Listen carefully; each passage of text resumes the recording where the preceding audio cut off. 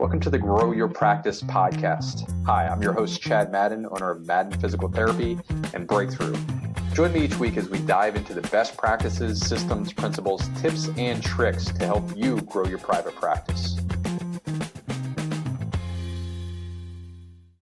Hey everybody, Chad Madden here with another episode of the Grow Your Practice podcast. And today we bring somebody back. I think the last time Aaron LeBauer was on the podcast was 2022. Quite a bit has changed since then, and we're going to get into some good updates here with Aaron. Aaron is a doctor of physical therapy, owner of LeBauer Physical Therapy, a 100% cash-based practice in North Carolina. You might also know him from the Aaron LeBauer Show and the Cash PT Lunch Hour, and also the Cash PT Blueprint Coaching Program. Welcome to the podcast here, Aaron. Chad, thank you so much for having me. It's awesome to be back on the show, and I'm excited to chat with you and share some of the new things we're doing with your audience. Cool. So I think last time when I went back and listened to the episode from a couple years ago, you had talked about how you got into physical therapy, ultimately opening your own practice. I want to go a little bit before that. Before the cash practice, before coaching, you were working on, becoming a pro cyclist, and massage therapy was really how you were going through that. Just as an aside, we have a PTA who worked for us for, I think, 20 years, who recently retired and has been helping us out. She went through the same exact narrative, which I thought was pretty cool. But so that was how you were working through this. And, if you go back in a time machine, what did the version of you think that you would be doing, right around the age of 50 within your career? That's like so many generations ago. I just remember thinking, I want to race bikes and I need to be able to do something that allows me enough time to train, but also brings in enough money to pay for me to race on the weekends, because even if we had sponsors, it didn't really cover all the stuff. And I think that, in the back of my head, I knew I'd be helping people, but I knew I'd be doing something different than what I was. And then when I went to massage therapy school, it was like this epiphany I had one day after a ride. I was in the shower and I was like, because I wasn't able to race at that time. When I had this epiphany, I was working as a bike messenger, working as a temp in restaurants. And I was just like, if I become a massage therapist, I can make, at least $40 an hour, and I'll have enough money to race bikes on the weekend. And I was like, let's do it, and I think my career has just naturally evolved where something has pulled me to the next phase each time. And so from doing massage to doing PT to doing business coaching, it's just, there's always been a little something that's pulled me to the next level without me seeking it out. Very nice. You still riding? A little bit, but barely. I'm doing more CrossFit, kettlebells. I think I work out like 5 days a week, but riding takes up so much time, and it's gotten a lot more dangerous than it was 25 years ago. Yeah, fair enough. That's great.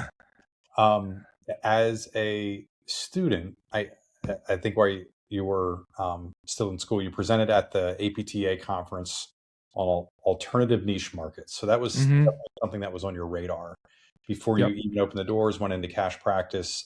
What made you think that you had something to teach or share with working PTs at that time? Because that's pretty bold, and you're ahead of your time. Yeah. Right. Well, it's part of there's two pieces to it. Before I went to PT school in San Francisco, patients would always tell me, I've been to see everyone and you're the first person to touch me where I hurt. Or really it became, I know when I tweak my back or my knee, I need to come see you, because they could see a massage therapist directly at that, that was in late 90s.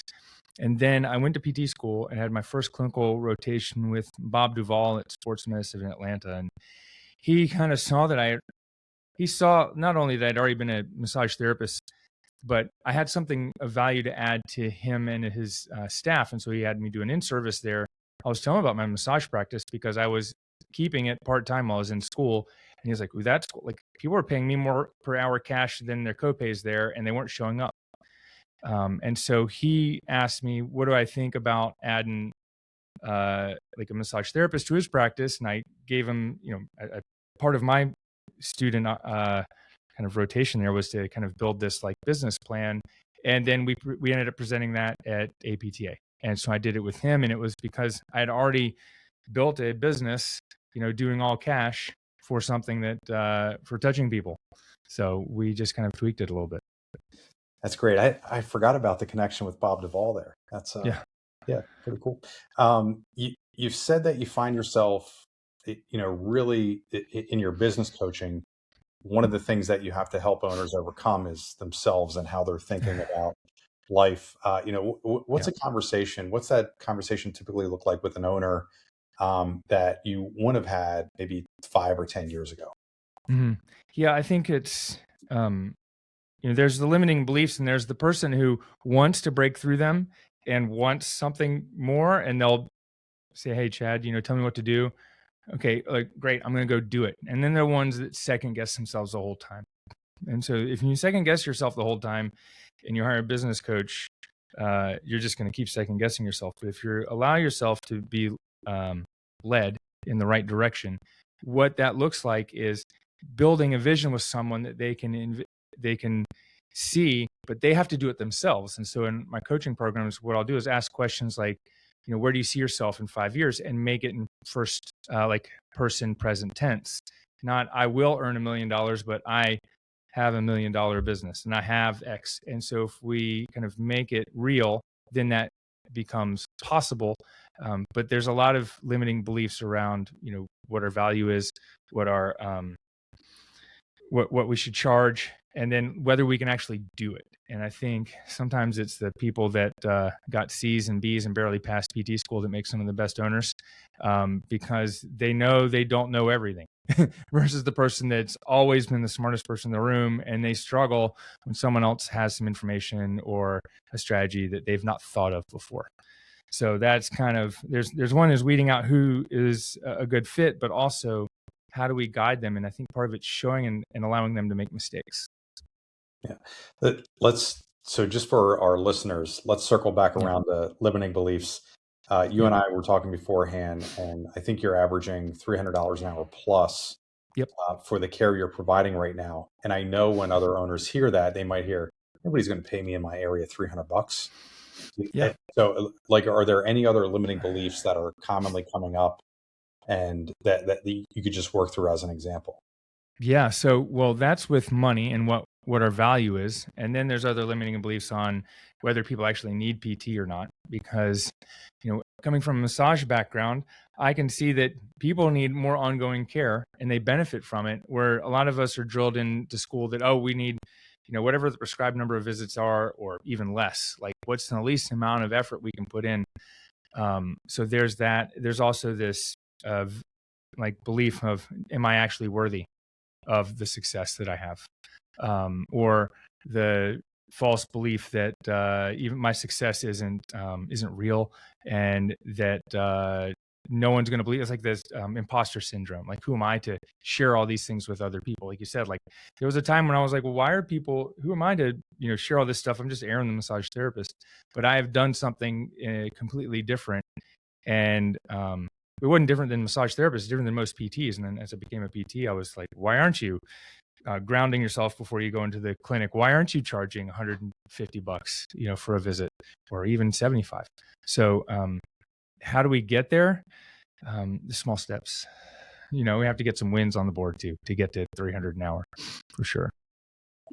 Yeah, that's great stuff. And just for the listeners, early in my career, I ended up doing a ton of work around limiting beliefs and going through it. Have just about every owner I've ever talked with, eventually they hit on some limiting belief that's holding them back, setting a ceiling. And it's something that I really believe in and admire your work there. Thank you. You've talked, and by the way, Aaron, I hate when people do this to me, but I pulled an episode from last year from 2025. I'm going to reference something. Hopefully it resonates with you and you can remember it. But you talked about avoiding scope creep, which is, I hear some people talk about it once in a while, but not often. And I think it's a real issue. And you also, in that, leveraging what comes naturally instead of forcing things. What brought that about? Was there something that you went through in your own personal journey? And then how do you help, again, other owners apply that? You mean like the creep in like business, that kind of thing? Yeah. I mean, the classic example is like, oh, I want to be manual therapist. And then, Right. what I need to do is get my CPOD. And then I need to Right. get another certification. And we think the Yep. answer is like, I need to end up with 40 certifications in order to be Right. successful in business. Yeah. I think that's part of our education failure is that we think the more educated we are, the better we are as a therapist. But what patients really care about is whether you can help them. They just want to know, can you help me? That's really the question in their mind. And I think that we have a wide scope of practice, and people are like, "Oh, I couldn't possibly do that."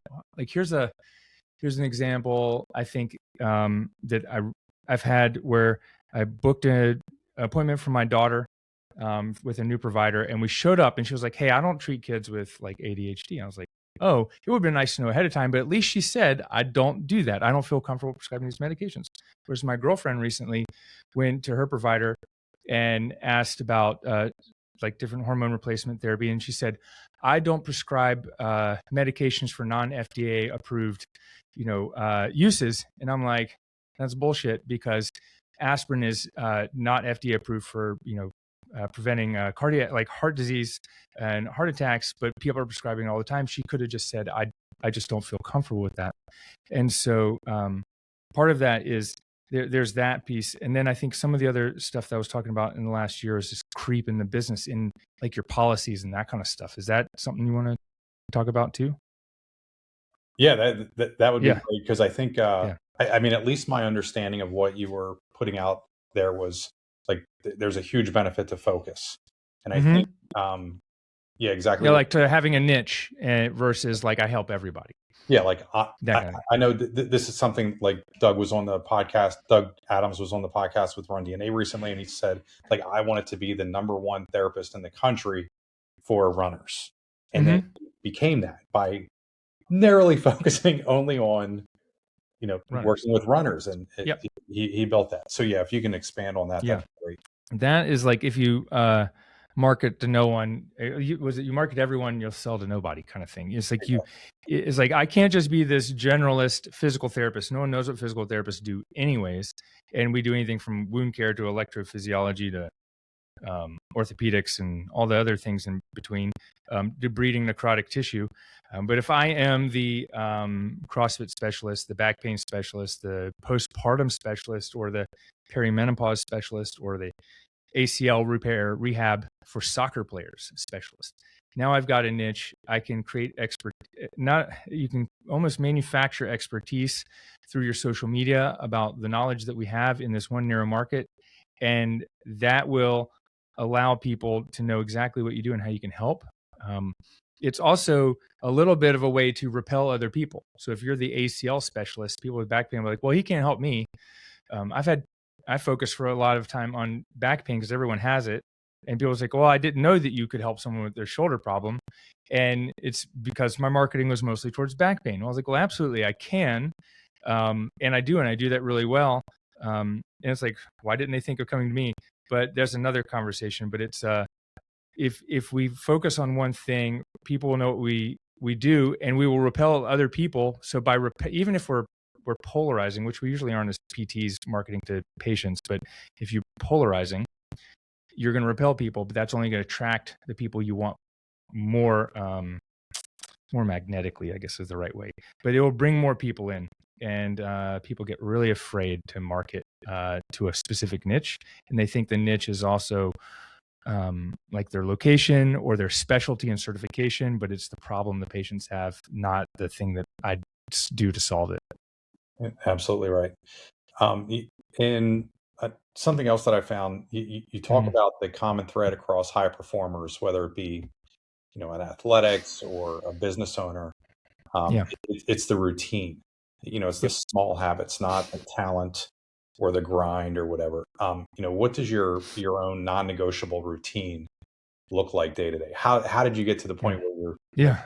$375 an hour running a cash pay business and Right.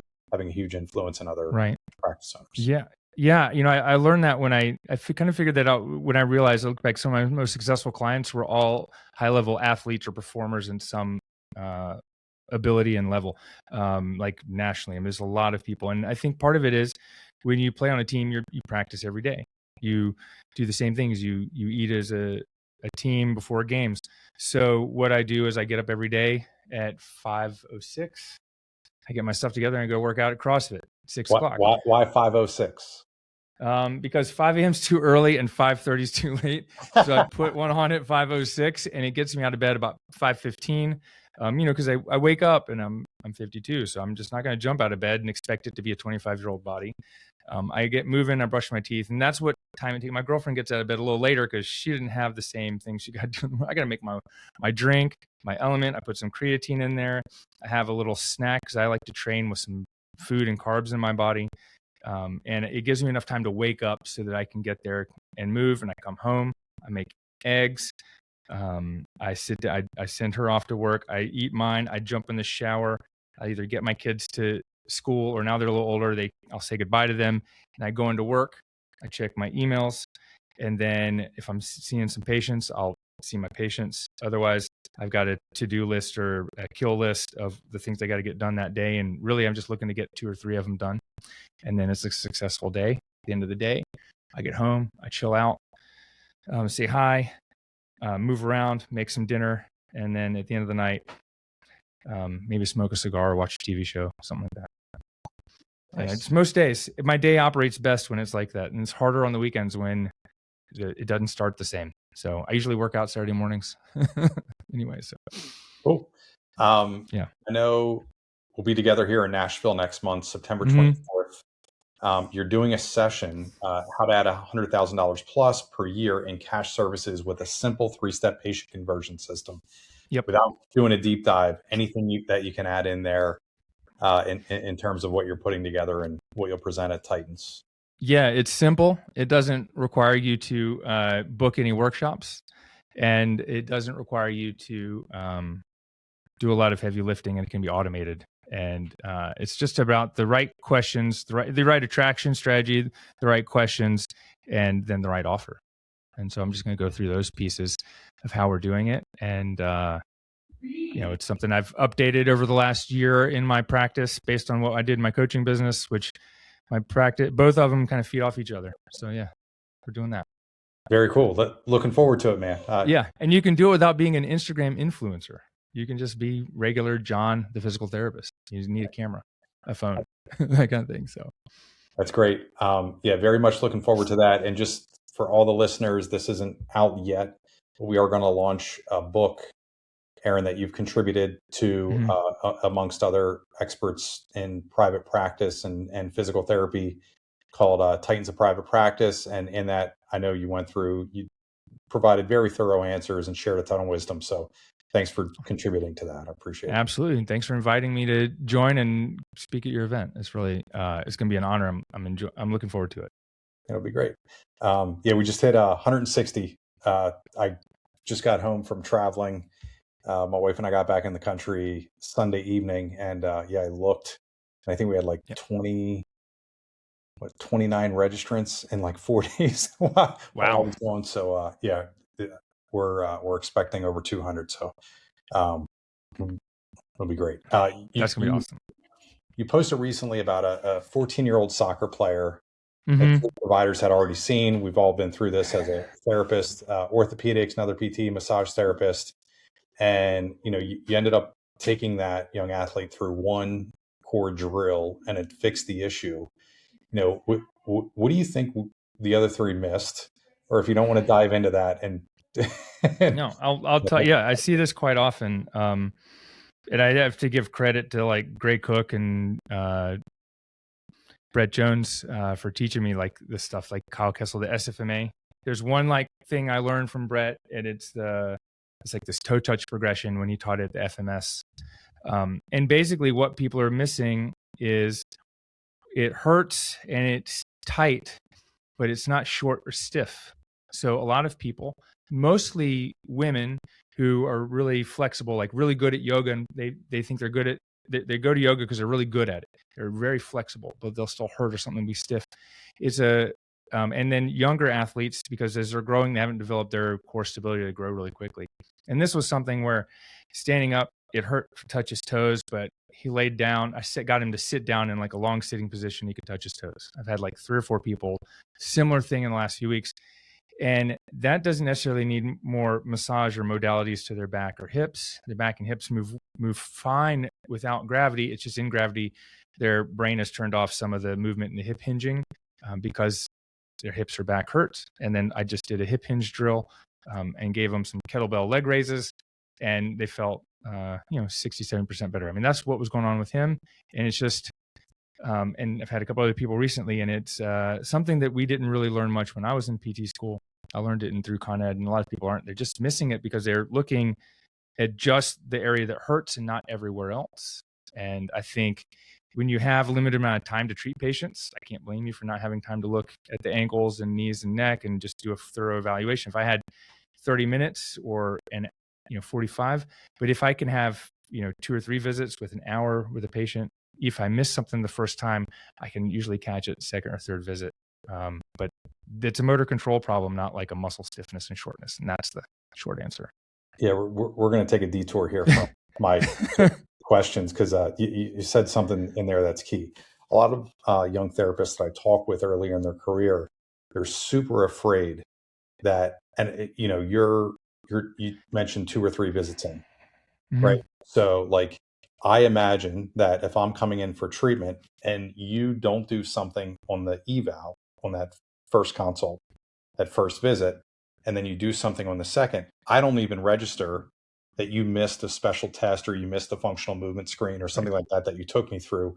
But next time I view it as a progression. A lot of young clinicians will like freeze, like, oh, Aaron, I forgot to do this last time. We'll do it this time. And how do you help them overcome that? Or how did you work through that yourself? Because it definitely changes the value perception for the patient as they're going through that experience. Right. Well, what I'm always doing in the first visit is making sure the patient understands that I know where they hurt and where the problem is. I'm trying to touch it. I tell them my goal is to move you in a way that makes it hurt or makes it feel better, or touch you in a way that makes it hurt or feel better. And so that's what I'm trying to do the first visit, and make a small change. And I might not get through everything. And then the second visit, I can see how they respond. Well, I learned, but then there's the question of how do I kind of feel comfortable not having done everything or maybe missing something. And I learned that when my middle 20s, I was living in California, and my friend Eric and I were like, well, just walk through the room like you own it, like we belong. Like, we go so many new places, like you just have to show up as if you belong, and eventually you'll figure it out. So if you walk through a building or a restaurant and your eyes are turning everywhere and you're looking for the bathroom, everyone knows that you don't know where you're going. But if you just walk confidently forward and the bathroom's not there, you make a right turn and then to the other corner, and then you'll eventually find the bathroom. So that's really what it is. That's how I learned to do it. You just have to be confident in what you're doing and how you're explaining things to patients. And if I miss something, I was like, oops, I didn't miss something. It's like, oh, here, we're going to do this now. Here, let me try this. That works better. Great. And I also set it up with people to say, hey, I need to know everything. Like, is it better or worse? I don't need to know just the better things, and you don't need to apologize for it not working. It's like, that's a thing that we're doing together, is figuring out what external input helps you feel better and helps you move better. Very cool. Yeah, that is I talk with a lot of owners that they get challenged when their new DPTs don't have a high graduation rate, when they have poor attendance rate, when they have massive drop off of the schedule, off of the plan of care. And I feel oftentimes that owner isn't aware. They forget that they went through that 20, 25 years ago, but it is it's an issue that our profession has. So thanks for going through that. Yep. I know you've talked about like the building one whole picture, not just symptoms, habit in the evaluation. You kind of alluded to it here. If an owner was listening and you wanted to help them start doing that on Monday, what's like one baby step they can start doing? Yeah. Just with everybody, screen them head to toe. Just have them, move their neck in each direction, back scratch test, touch their toes, squat. And now you've got a picture of how the whole body is moving, rather than let's just treat your knee today, or let's just treat your shoulder, because we can find other patterns. Like, they might rotate and go, ooh, that feels weird in my left hip, and they're there for shoulder pain, where they're squatting and you can see them grimace. So that allows you to develop some pattern recognition. And for me, I had the pattern recognition. I had a patient a long time ago say, I don't understand. What are you doing? It doesn't feel like you're doing anything. And I was working on their like maybe mid-thoracic spine when they had low back pain. I was like, well, this area needs some more mobility, but I didn't explain that ahead of time. I didn't show them that it was limited ahead of time. So now what I'm able to do is say, hey, look, you see this? Do you see how that felt different? Yeah, okay. Let's treat you. Stand up. Does that move better? Oh, yeah, it moves some better. Or I think it moves better. At least in that first visit, I think it moves better. That's at least getting them to feel what's happening in their body and start to buy in to what we're doing is at least somewhat effective. And hey, that first eval, it's not even treatment. It's 5 minutes of maybe touching you or 30 seconds of some kind of mobilization, but it made some change in their body, and that starts to build buy-in and trust. Yeah, very, very good. One thing that I know you pushed back on the idea was that success is just work hard and grind it out, and you'll pop out Yeah. on the other end. What's the version of advice that you hear or that you were given that you now think is actively bad for owners to go through? Mm. That's a good question. What's bad? I think it's like work hard and the payoff will come when you retire. Like we need to like retirement is a state of mind, and retirement can happen at any time. It doesn't mean, I'm not going to quit working when I'm 65. I don't know about you, Chad, but you're probably not going to quit doing something, creating something, helping people in some way. Right. So it's like, what's retirement? It used to be save, save, save. And then one day we'll get to slow down. But I do think there is time to sit and grind something out. There's time to work hard, but we also need to have time to kind of recharge, refresh, go on vacation, reward ourselves along the way. And no one really talks about that. And then there's the work harder, like work smarter, not harder type of thing. But it's really, we have to reward ourselves along the way so that we don't lose sight of the ultimate goal. Yeah, I think I don't know about your progression. I imagine it's fairly similar to what I've gone through, but I've just learned to focus my time on areas where I can be more beneficial to more people, Yep. and then also something that resonates with me and my skill set. Is there a Mm-hmm. similar process? Like, are you doing like a monthly, quarterly, annual review where you're looking at your calendar and you're deciding? Because it seems like you've had some slight pivots over the last 10 or Yeah. 12 years that we've known each other. Like, what does that process look for you to refine what it is that you're working on? Yeah, I think it's a feeling, and then it's it's not super analytical, but at the between like Christmas and New Year's, I always have like there's no one busy in the clinic, and I've got extra time. People don't want, like, they're just not doing anything like coaching, but clinic, and so I'll spend a couple days going through P&Ls and analytics and looking for like things that stick out. But in general, what I'm looking for is what's the feeling of when I launch a new offer or when I'm getting clients in the door. And really what I'm looking at right now is working in areas in the business where I feel valued and appreciated, not just by myself, but by the clients. Like, where do I feel like I'm providing the most value, and where am I getting the most also leverage, versus there might be a lot of value in something, but I hate doing it. So I don't really want to do that. Or the people that have to work with in that area, that it's not fulfilling. So I want to be in the fulfilling areas. Yeah, just to back you up there, I go through Yeah. something similar, and I know a few years ago I went through this activity. Somebody said, like, put a dollar value beside all the stuff that you're doing, and I went Mm-hmm. through the exercise, and I was talking with a well-known name within our industry, and they were like, "Hey, like, you could earn $3,000 an hour doing this thing right here that you seem to be good at." And then it was like 1,000 for the next thing, and then the $100 activity. And they were like, "I see you doing a lot of the $100 activity." And I was like, "Yeah, but I love it. Like, I would do Yeah. it for free, and I hate the $3,000 activity." And Right. I like, so I'm sorry. Like, I'd rather spend my time working doing things that I love, and yeah, regardless of what it's worth in the marketplace. Yeah. Uh, so Exactly. pretty refreshing viewpoint that you have there. Um, and definitely against the grain, which is great. It, yeah. Are you still, do you still do was it Vespa repair? Yeah. I still have a 1961 Lambretta. So I've been tinkering with old scooters for 20 something years, 25 years, I Nice. think. And that's Yeah. what you're working on right now. You said 61. Yeah, it's a 61 Lambretta. It's actually, I completed it about a year ago, like where it was running well, and went to this like National Lambretta Jamboree in Tennessee. It might be a year and a half ago. Went to that, and then I haven't ridden it much this year though. I've been doing a lot of other stuff, traveling more. Nice. I know you had mentioned you have two girls, right? Two daughters. Mm-hmm. Yeah, Mm-hmm. they're teenagers now. Yep. I think we have same age children in there as well. What's something that you're doing that you're enjoying doing with them as they grow up? We're going. Yeah, I'm teaching them I'm trying to teach them the value of their time and money. And so, like, do I enjoy doing it? I think I actually do, even though it's like butting heads sometimes. So my daughter went to Lowe's today to go pick up some curtain rods, and I was like, "Well, how much is it going to be? And can you estimate the?" Because she's not estimating like how much it would be. I'm like, "What's your budget?" She's like, "Well," I'm like, "I'm not trying to be mean. I'm just want you to know, like, it's not unlimited money. It's like, what's the budget for the nice things or things in your room you want, like things like that." I'm enjoying like teaching them those aspects of growing up.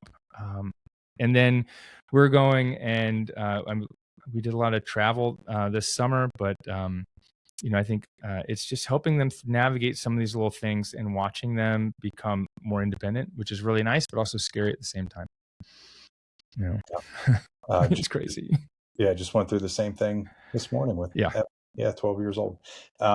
Cool. So since you were on last, let I think one of the things that I see is, at least last time you were talking purely about like cash based tactics, and Mhm. now you're like really diving into, not life coaching, but like really helping the owner through their mindset. Let's Right. call it that. And I know you've put some stuff out there around like neurotechnology and stuff like that as well. 5 years from now, when you're back on the Mhm. podcast, what do you think we'll be talking about? Gosh, 5 years from now, I think we'll be talking about, I don't know, man, like how we replicated ourselves. But the real thing is still better. I think there's a lot of change in the technology on getting things done and getting it done quicker.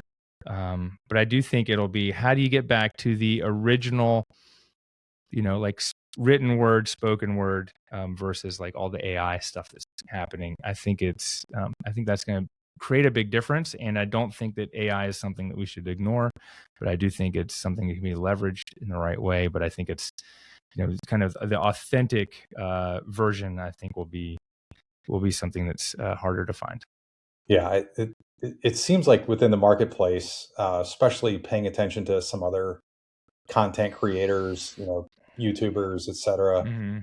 There was a very hard public thrust against junk, like Right. very quick. I know, like I'm going through all of my feeds on anywhere that I consume media, and if I see something that is absolutely generic that is AI, and I just get rid of it right away.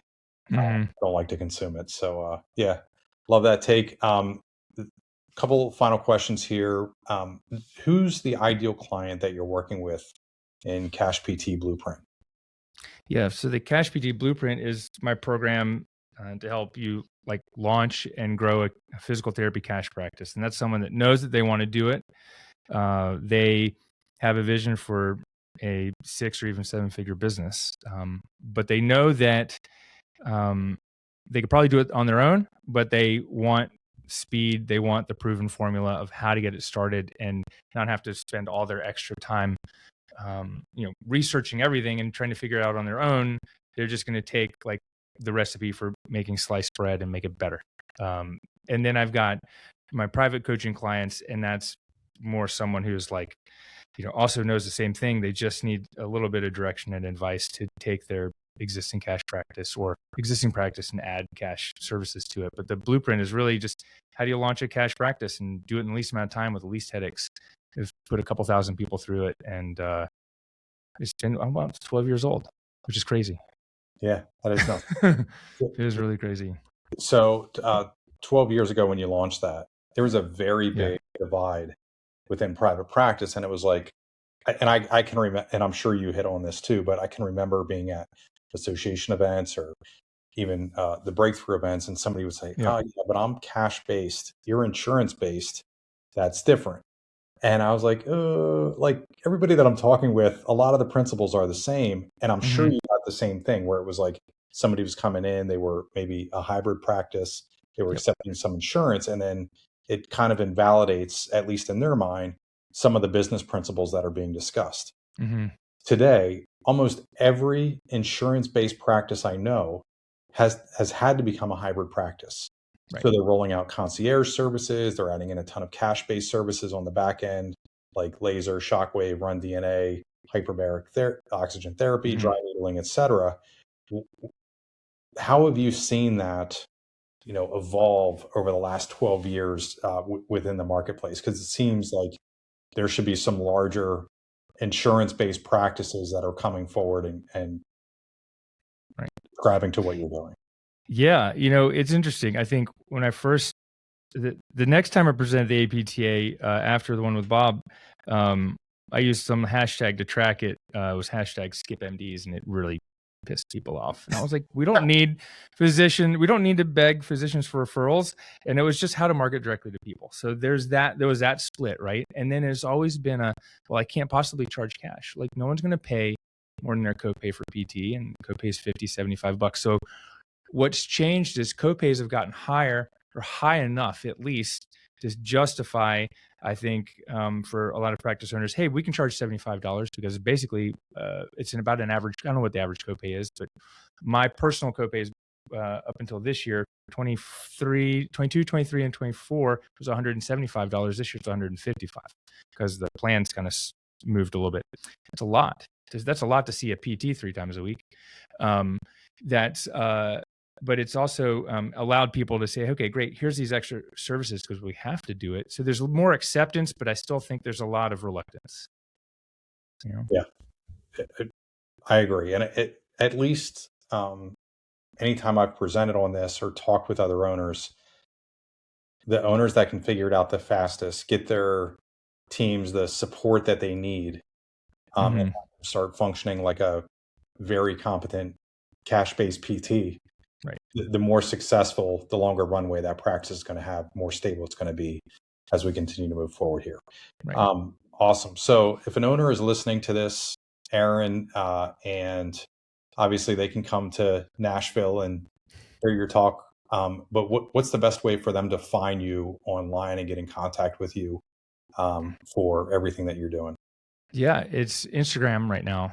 So it's Instagram at Aaron LeBauer, or you can go to aaronlebauer.com. It's like Aaron from Key and Peele, but it's Aaron LeBauer on Instagram. Shoot me a message, hit the follow button and shoot me a message and let me know you heard about us here. And I'll see if I can help you or get you some resources or anything like that. Love it. And I have a Yeah. few just personally that I know that I'm texting with back and forth that open concierge practices recently, and I'll be connecting them here. Anyhow, Awesome. we'll also put a link for everything you just mentioned, including the Instagram tag. We'll put that in the show notes for everybody as well. Awesome. Appreciate that. Aaron, this has been great. Thank you so much for revisiting and coming back to the podcast here. Really looking forward to your session next month. Thank you, Chad. I appreciate it. I'll look forward to seeing you in person again soon. Okay.